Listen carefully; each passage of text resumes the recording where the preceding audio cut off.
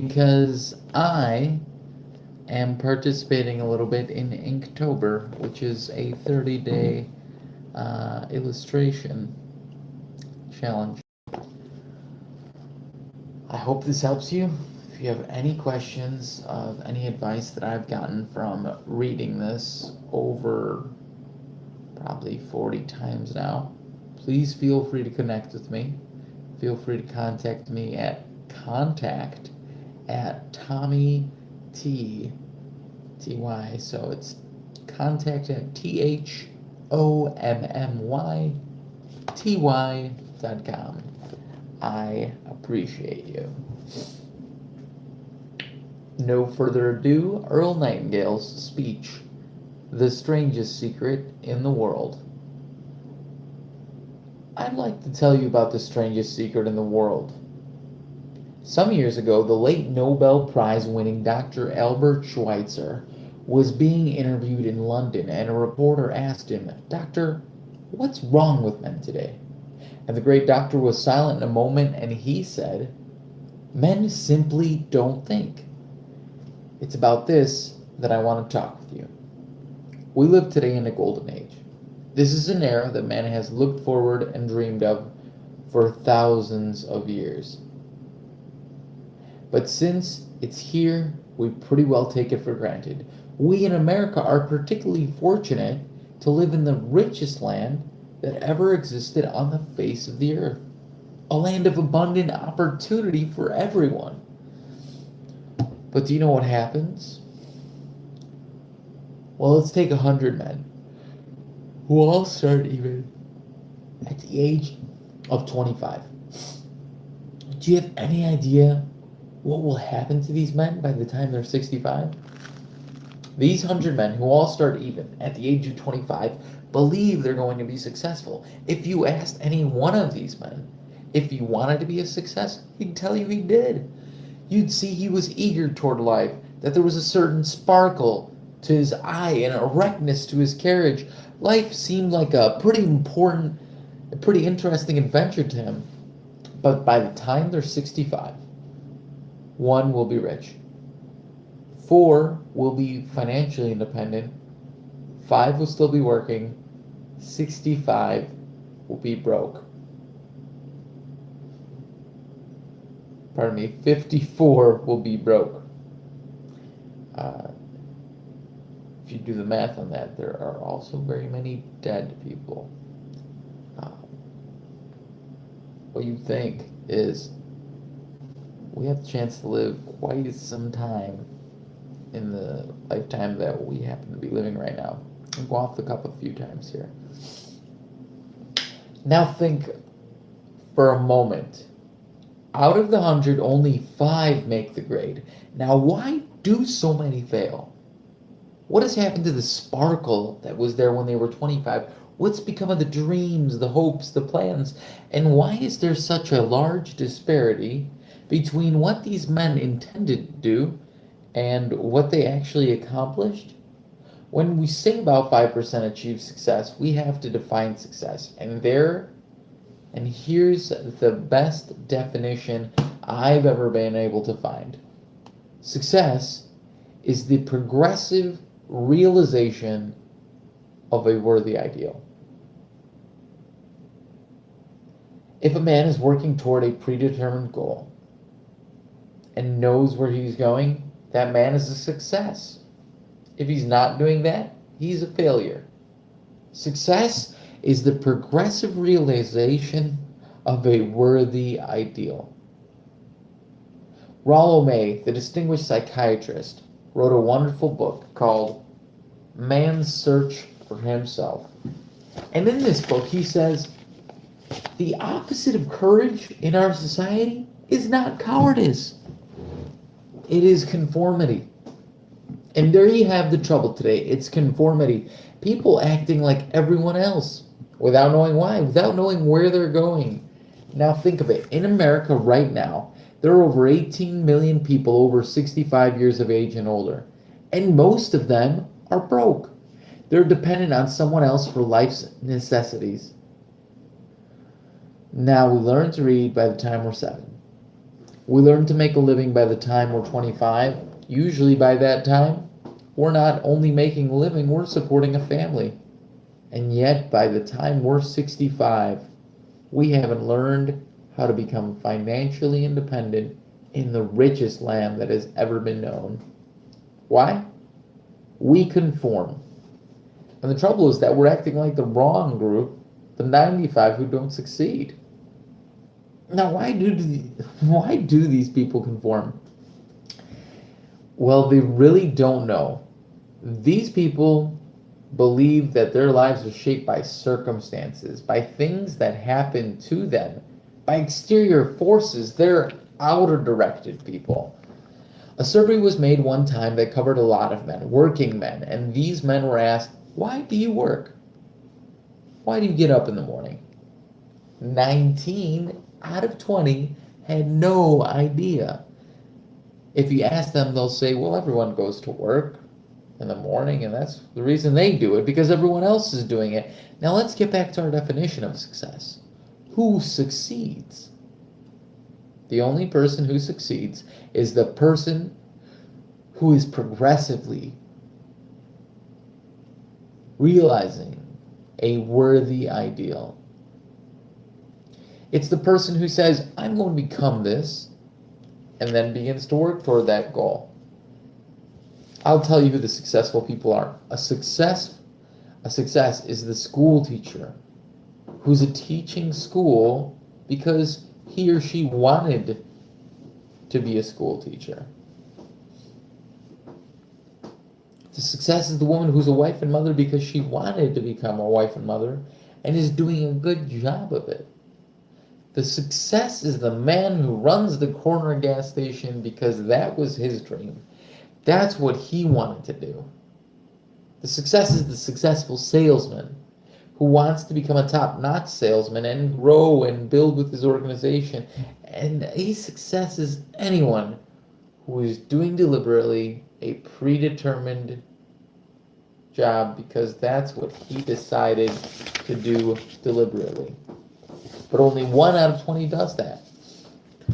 That's why today there isn't really any competition unless we make it for ourselves. Instead of competing, all we have to do is create.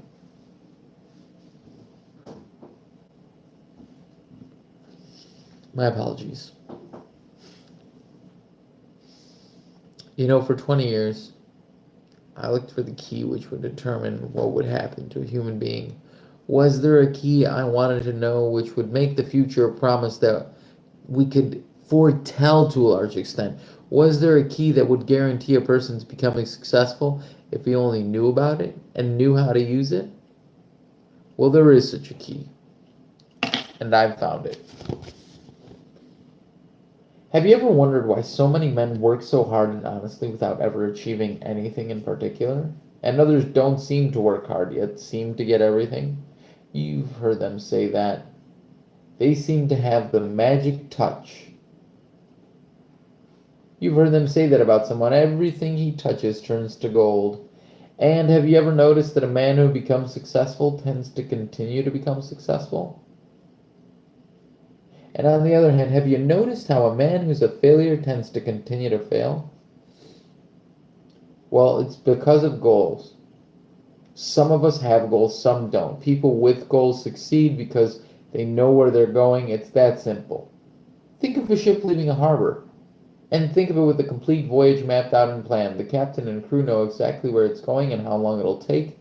It has a definite goal. Now, 9,999 times out of 10,000, it will get to where it started out to get.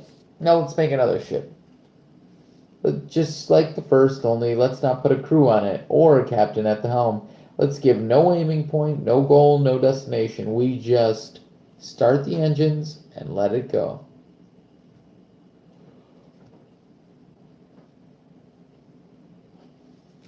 I think you'll agree with me.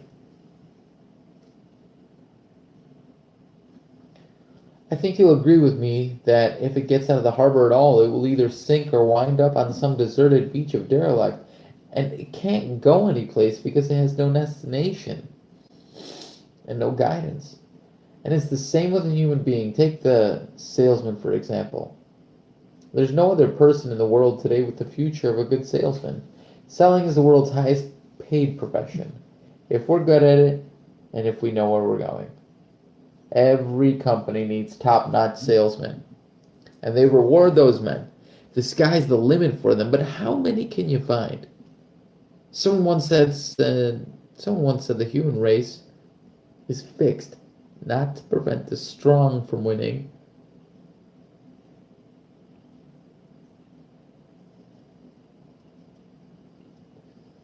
but to prevent the weak from losing.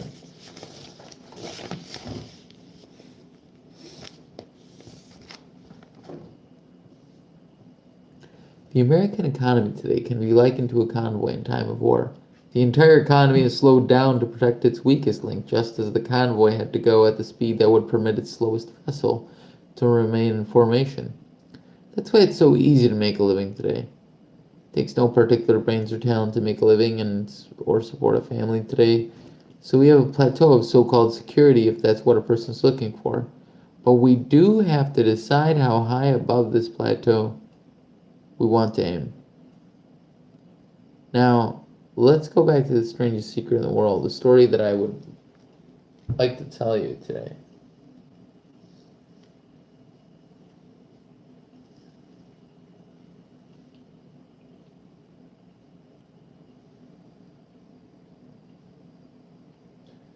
Why do men with goals succeed in life and men without them fail? Well, let me tell you something which, if you really understand it, will alter your life immediately. If you understand completely what I'm going to tell you from this moment on, your life will never be the same. You will suddenly find that good luck just seems to be attracted to you. The things you want just seem to fall in line. From now on, you won't have the problems, the worries, the gnawing lump of anxiety that perhaps you've experienced before. Doubt, fear, well, there'll be things in the past.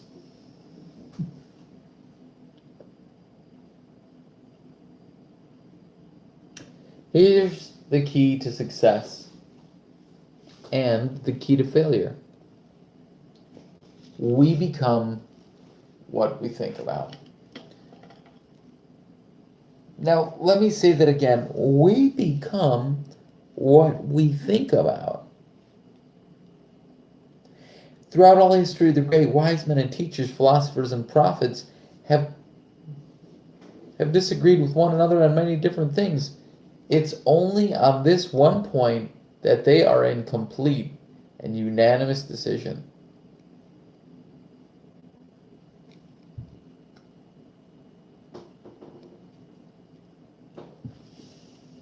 Listen to what Marcus Aurelius, the great Roman emperor, said.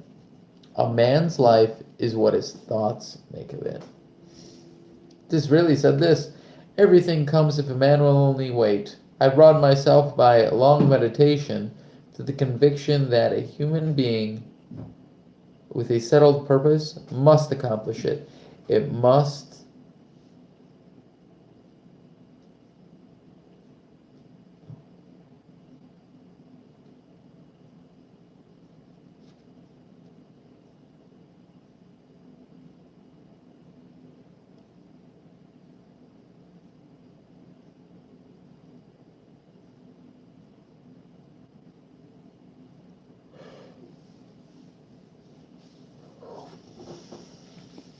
Oh man, I'm kind of tired. I hate reading this. I'll be right back.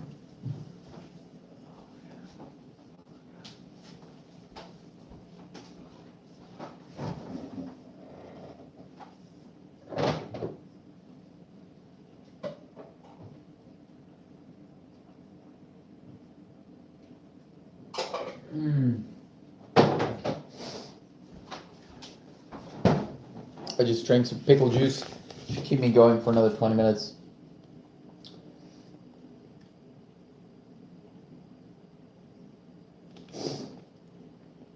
Disraeli said this, everything comes if a man will only wait. I've brought myself by long meditation to the conviction that a human being with a settled purpose must accomplish it, and that nothing can resist a will. that will stake even existence for its fulfillment. Ralph Waldo Emerson said this: "A man is what he thinks about all day long." William James said, "The greatest discovery of my generation is that human beings can alter their lives by altering their attitudes of mind." And he also said, "We need only in cold blood act as if the thing in question were real, and it will become infallibly real by growing into such a connection with our life that it will become real. It will become so knit with habit and emotion that our interest in it will be those which characterize belief." And he also said, "If you only care enough for a result, you will almost certainly attain it. If you wish to be rich, you will be rich. If you wish to be learned, you will be learned. If you wish to be good, you will be good. Only you must then really wish these things and wish them exclusively, and not wish at the same time 100 other incompatible things just as strongly." In the Bible, you'll read in Mark 9:23, "If thou canst believe, all things are possible to him that believeth." My old friend Dr. Norman Vincent Peale put it this way: "This is one of the greatest laws of the universe. Fervently do I wish that I discovered it as a very young man. It dawned upon me much later in life, and I found it to be one of the greatest, if not my greatest, discovery outside of my relationship to God.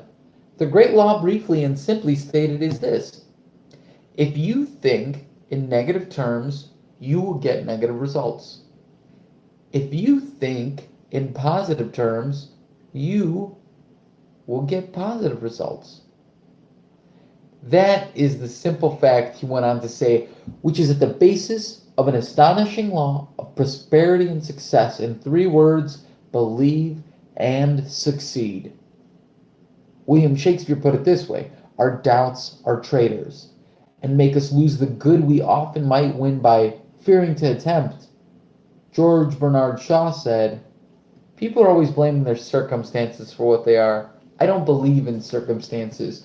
The people who get on in this world and the people who get up and look for the circumstances they want, and if they can't find them, they make them." Well, it's pretty apparent, isn't it? Every person who discovered this for a while believed that he was the first one to work it out. We become what we think about. Now, it stands to reason that a person who's thinking about a concrete and worthwhile goal is going to reach it because that's what he's thinking about, and we become what we think about. Conversely, the man who doesn't have a goal, who doesn't know where he's going, and whose thoughts must therefore be thoughts of confusion and fear and anxiety and worry, becomes what he thinks about. His life becomes one of frustration or fear or anxiety or worry. And if he thinks about nothing, he becomes nothing. Now, how does it work? How do we become what we think about? Well, I'll tell you how it works as far as we know. Now, to do this, I want to help you about a situation that parallels the human mind. Suppose a farmer has some land and it's good fertile land. Now the land gives the farmer a choice. He may plant in that land whatever he chooses. The land doesn't care. It's up to the farmer to make the decision. Now remember, we're comparing the human mind with the land because the mind, like the land, doesn't care what you plant in it. It will return what you plant, but it doesn't care what you plant. Now let's say that the farmer has 2 seeds in his hand. One is a seed of corn, the other nightshade, a deadly poison. He digs 2 little holes in the earth and plants both seeds. One corn, the other nightshade. He covers up the holes, waters, and takes care of the land. And what will happen? Invariably, the land will return what's planted, as it's written in the Bible, "As ye sow, so shall ye reap." Now remember, the land doesn't care. It'll return poison in just as wonderful abundance as it will corn. So out come the 2 plants. One corn, one poison. Now the human mind is far more fertile, far more incredible and mysterious than the land, but it works the same way. It doesn't care what we plant. Success, failure, a concrete worthwhile goal, or confusion, misunderstanding, fear, anxiety, and so on. But what we plant, it must return to us. You see, the human mind is the last great unexplored continent on Earth. It contains riches beyond our wildest dreams. It will return anything we want to plant. Now, you might say, well, if that's true, why don't people use their minds more? Well, I think they figured out an answer to that one, too. Our mind comes with standard.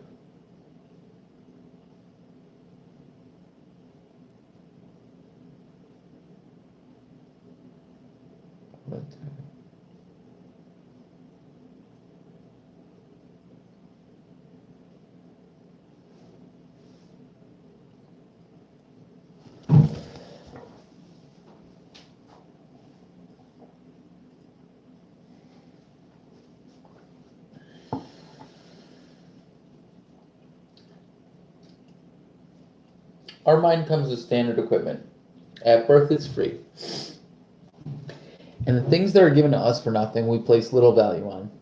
Things that we pay money for, we value. The paradox is that exactly the reverse is true. Everything that's really worthwhile in life came to us free. Our minds, our souls, our bodies, our hopes, our dreams, our ambitions, our intelligence, our love of family and children and friends and country. All these priceless possessions are free. But the things that cost us money are actually very cheap and can be replaced at any time. A good man can be completely wiped out and make another fortune. He can do that several times. Even if a home burns down, we can rebuild it, but the things we got for nothing, we can never replace. The human mind isn't used because we take it for granted. Familiarity breeds contempt. It can do any kind of job we assign to it, but generally speaking, we use it for little jobs instead of big important ones. Universities have proved that most of us are operating at about 10% less of our abilities.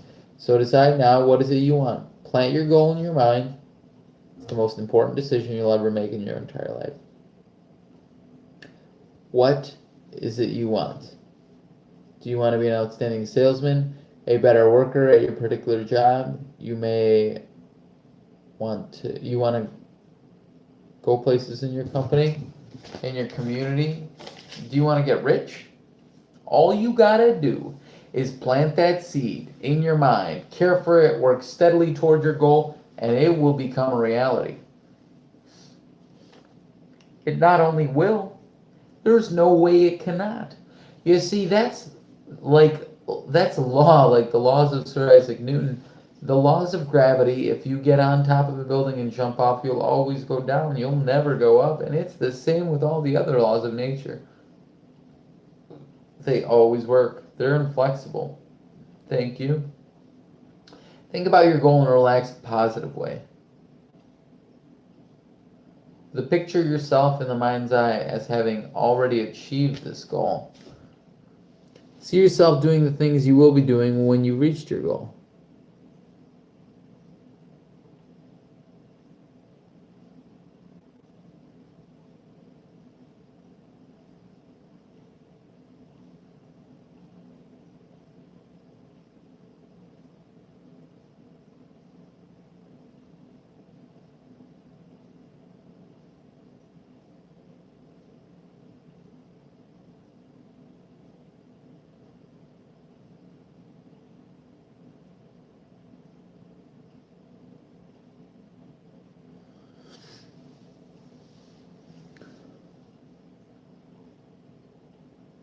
These things we bring on ourselves through our habitual way of thinking. Every one of us is the sum total of his own thoughts. He is where he is because that's exactly where he really wants to be, whether he'll admit that or not. Each of us must live off the fruit of his thoughts in the future, because what you think today and what you think next month, tomorrow, next year, mold your life and determine your future. You're guided by your mind. I remember one time I was driving through eastern Arizona and I saw one of those giant earth moving machines.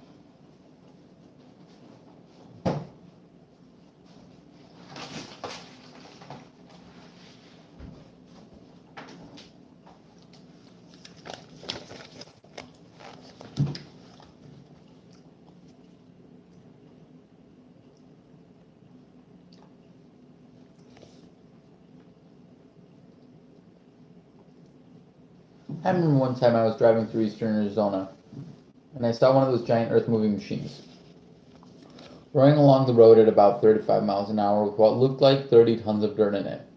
A tremendous, incredible machine. There was a little man perched way up on top, the wheel in his hands guiding it. And as I drove along, I was struck by the similarity of what that machine and the human mind have in common.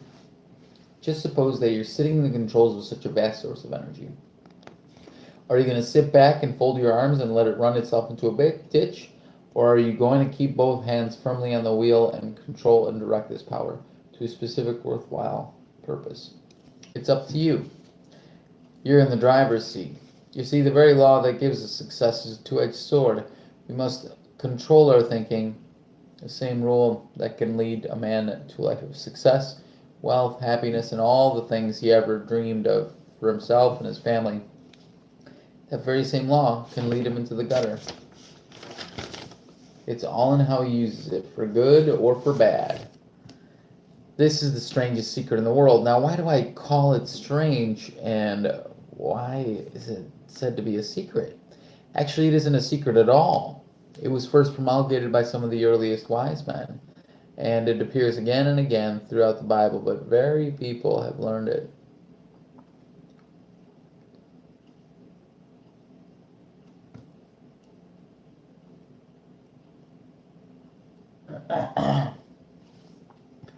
Understand it. Now, this form is enormously valuable to us if we really understand it and apply it. It's valuable to us not only for our own lives, but the lives of those around us. Our families, employees, associates, and friends. Life should be an exciting adventure. It should never be a bore. Man should live fully, be alive. He should be glad to get out of the bed in the morning. He should be doing a job he likes to do because he does it well. One time I heard Grove Patterson, the great late editor-in-chief of the Toledo Daily Blade, make a speech. And at this conclusion of the speech, he said something I've never forgotten. He said, "My years in the newspaper business have convinced me of several things. And among them, that people are basically good. And that we come from someplace and we're going someplace. So we should make our time here an exciting adventure. The architect of the universe didn't build a stairway leading nowhere. And the greatest teacher of all the carpenter from the plains of Galilee gave us the secret time and time again. As ye believe, so shall it be done unto you."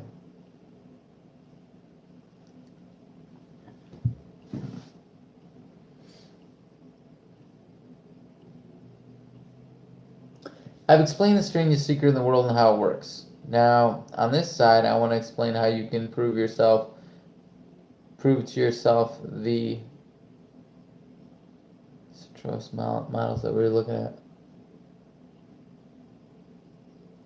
Kind of want it without the Harrington shirt.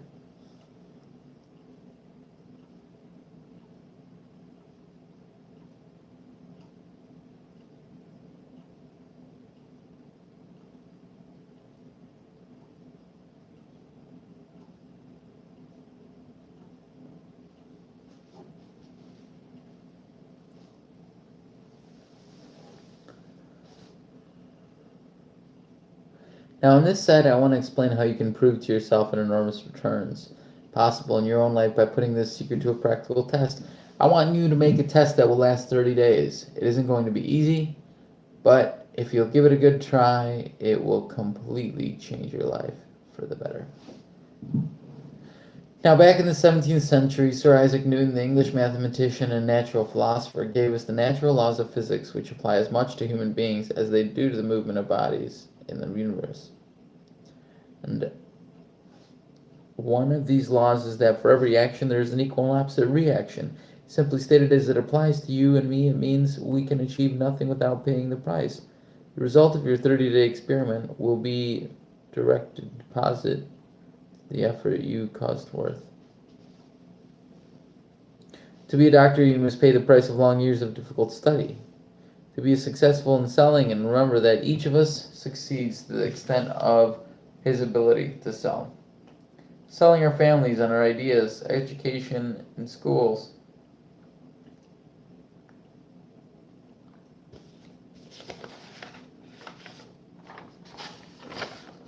Selling your associates. Selling our children on the advantages of living the good and honest life. Selling your associates and employees on the importance of being exceptional people. To, of course, the profession of selling itself. But to be successful in selling our way to the good life, we must be willing to pay the price. Now, what is that price? Well, it's many things. First, it's understanding emotionally as well as intellectually that we literally become what we think about. That we must control our thoughts if we're to control our lives. It's understanding fully that as ye sow, so shall ye reap. Second, it's cutting away all fetters from the mind and permitting it to soar as it was divinely designed to do. It's the realization that your limitations are self-imposed and that, right?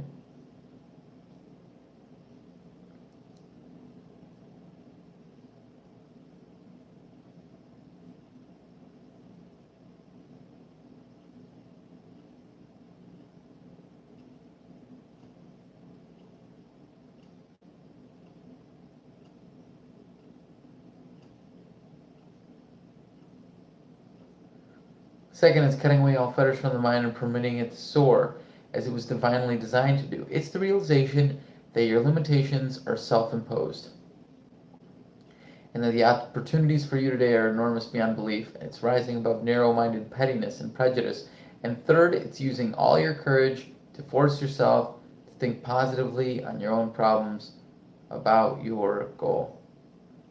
From all possible angles, to let your imagination speculate freely upon many different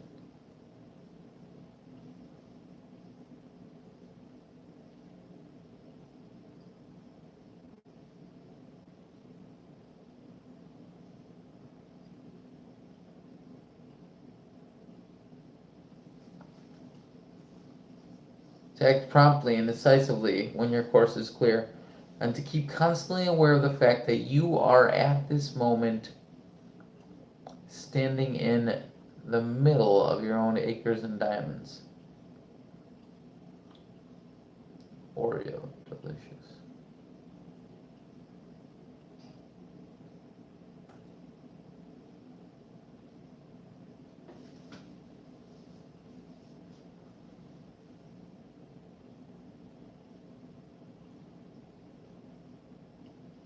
But also remembering that no matter what your present job, it has enormous possibility if you're willing to pay the price.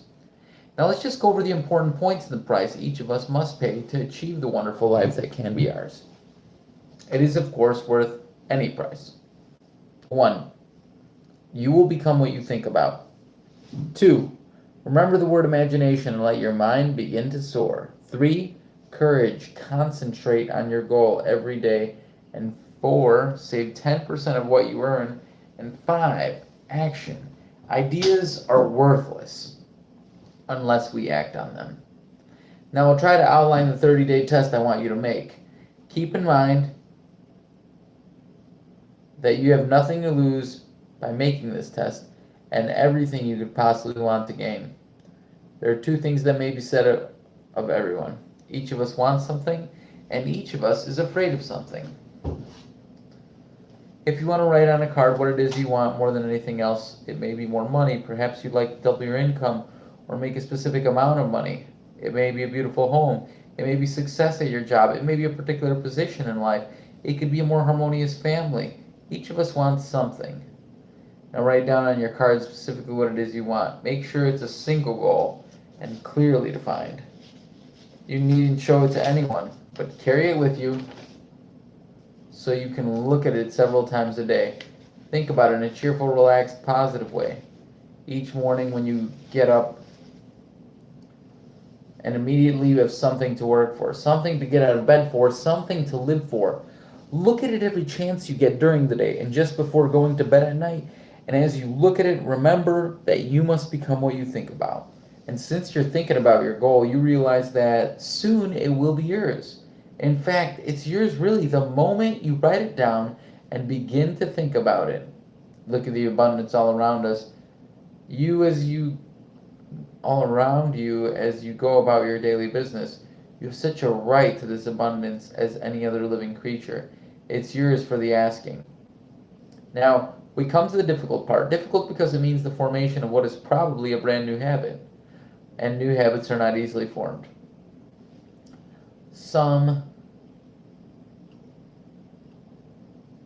Once formed, however, it will follow you for the rest of your life. Stop thinking about what it is you fear. Each time a fearful or negative thought comes into your consciousness, replace it with a mental picture of your positive and worthwhile goal. And there will come times when you'll feel like giving up. It's easier for a human being to think negatively than positively. That's only 5% left on the battery.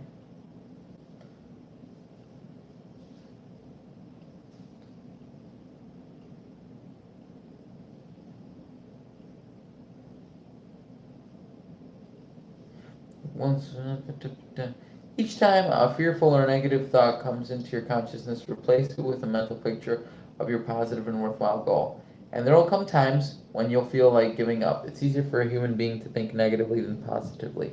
That's why only 5% are successful.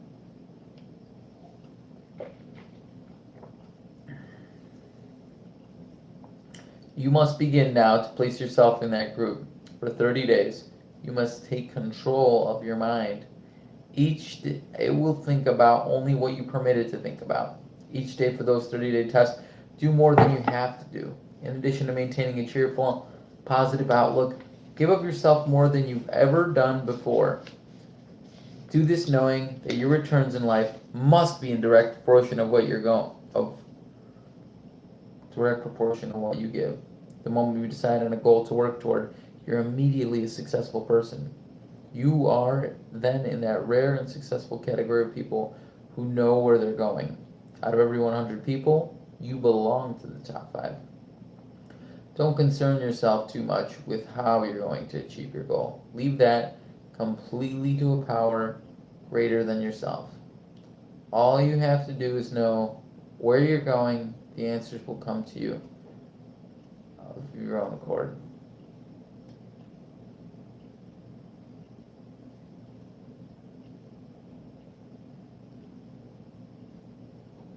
At the right time, remember these words from the Sermon on the Mount and remember them well. Keep them constantly before you this month of your test. Ask and it shall be given you. Seek and you shall find. Knock and it shall be opened unto you. For everyone that seeketh you shall find. For anyone taking go.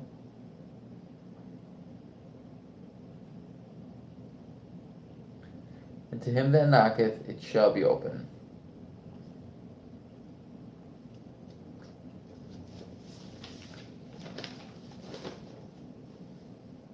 It's marvelous and as simple as that. In fact, it's so simple that in a seemingly complicated world, it's difficult for an adult to understand that all he needs is a purpose and faith. For 30 days, do your very best.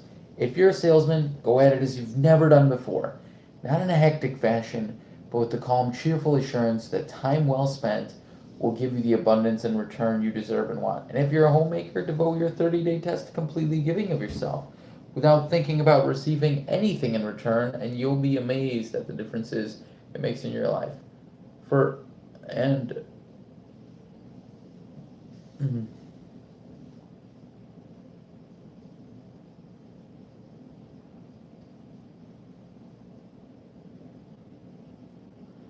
No matter what your job, do it as you've never done before for 30 days. And if you've kept your goal before you every day, you'll wonder and marvel at the new life you've found. Dorothea Brand, the outstanding editor and writer, discovered it for herself and tells about it in her fine book, Wake Up and Live. Her entire philosophy is reduced to the words, act as though it were impossible to fail. And her entire life, she made her own test with sincerity and faith, and her entire life was changed to one of overwhelming success. Now you make the test. For 30 full days, don't start your test until you've made up your mind to stick with it. You see, by being persistent, you're demonstrating faith. Persistence is simply another word for faith. If you don't have faith, you never persist. If you should fail during your first 30 days, by that I mean suddenly find yourself overwhelmed by negative thoughts, you've got to start over again. From that point on, and go 30 more days. Gradually, your new habit will form until you find yourself one of that wonderful minority to whom virtually nothing is impossible. And don't forget the card.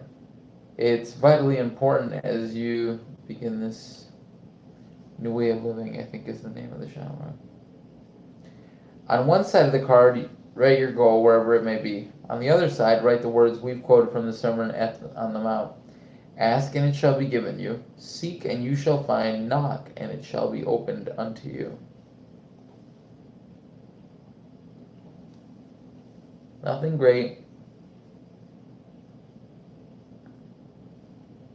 It's crucial for 30 days. Your own inspiration is kept at a peak. And above all, don't worry.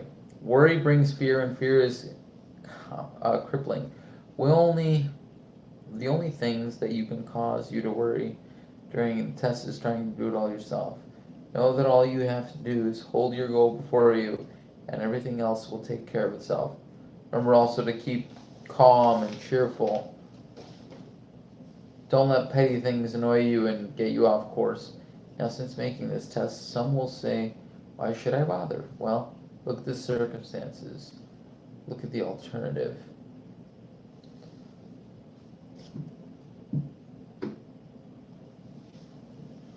No one wants to be a failure. No one really wants to be a mediocre individual. No one wants a life constantly filled with worry and fear and frustration. Therefore, remember that you must reap that what you sow. If you sow negative thoughts, your life will be filled with negative things. If you sow positive thoughts, your life will be cheerful, successful, and positive. Now, gradually, you will have tendency to forget what you heard on this recording. Play it often. Keep reminding yourself of what you must do to form this new habit. Gather your whole family around at regular intervals. Listen to what's been said here. You know, most men will tell you that they want to make money without understanding the law. The only people who make money work in a mint. The rest of us must earn money. This is what causes those who keep looking for something for nothing a free ride to fail in life. The only way to earn money is by providing people with services or products which are needed or useful. We exchange our time or our product or service for another man's money. Therefore, the law is that our financial return will be in direct proportion to our service. Now, success is not the result of making money. Making money is the result of success.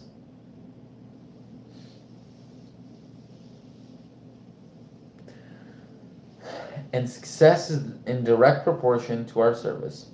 Most people have this law backwards. They believe that you're successful if you earn a lot of money. The truth is that you can only earn money after you're successful.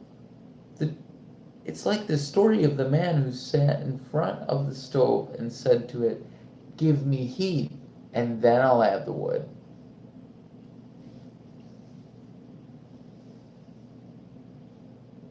Give him heat, and then I'll add the wood. How many men and women do you know or do you suppose there are today that take a similar attitude toward life? There are millions. I am being the best individual I can right now. My goals in mind. We've got to put the fuel in before we can expect that. Likewise, we've got to be of service first before we can expect. Don't concern yourself with the money. Build, work, dream, create.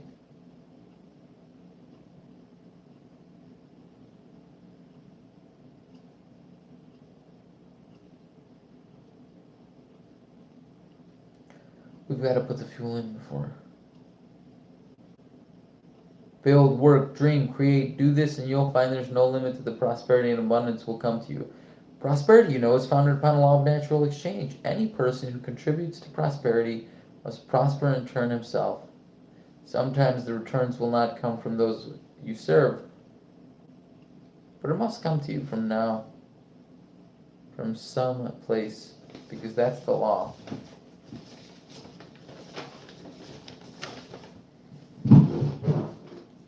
For every action, there is an equal and opposite reaction.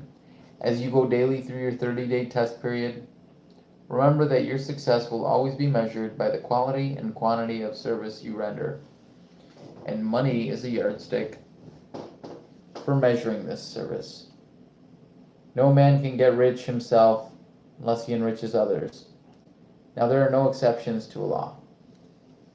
You can drive down any street of America and find a car you estimate. And from your car, estimate the services being rendered by the people living on that street. Have you ever thought of this yardstick before? It's interesting. Some, like ministers and priests and other devoted people, measure their returns in the realm of the spiritual, but again, their returns are equal to their service. Once this law is fully understood, any thinking person can have his own fortune. If he wants more, he must be of more service to those from whom he receives his return. If he wants less, he has only to reduce his service. This is the price you must pay for what you want. If you believe you can enrich yourself by deluding others, you can end only by deluding yourself. It may take some time, but just as surely as you breathe, you'll get back what you put out. Don't ever make the mistake of thinking you can avert this. It's impossible.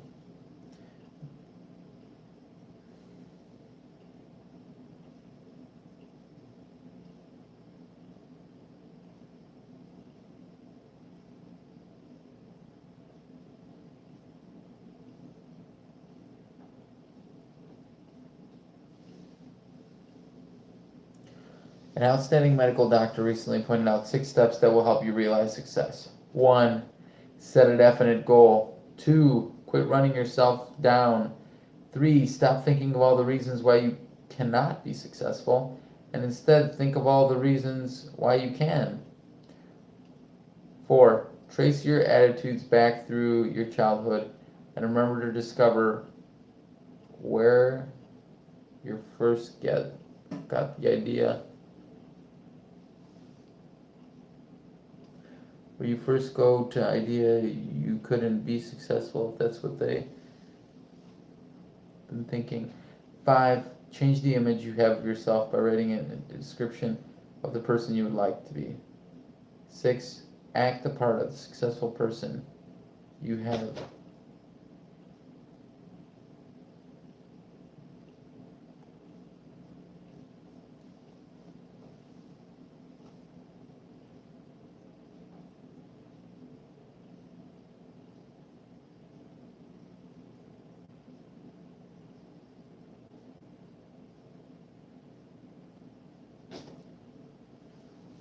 We were just listening to this crack-a-lack stuff. Dr. David, the doctor who wrote those words is a noted West Coast psychiatrist, Dr. David Harold Fink. Do what the experts since the dawn of recorded history have told you you must do. Pay the price by becoming the person you want to become. It's not nearly as difficult as living unsuccessfully. Make your 30-day test, then repeat it again, until each time it will become more a part of you, until you'll wonder, right? Can I get a coupon for that in the future, by the way? Oh. Make your 30-day test, then repeat it again, and each time it will become more a part of you until you'll wonder how you could have ever lived any other way.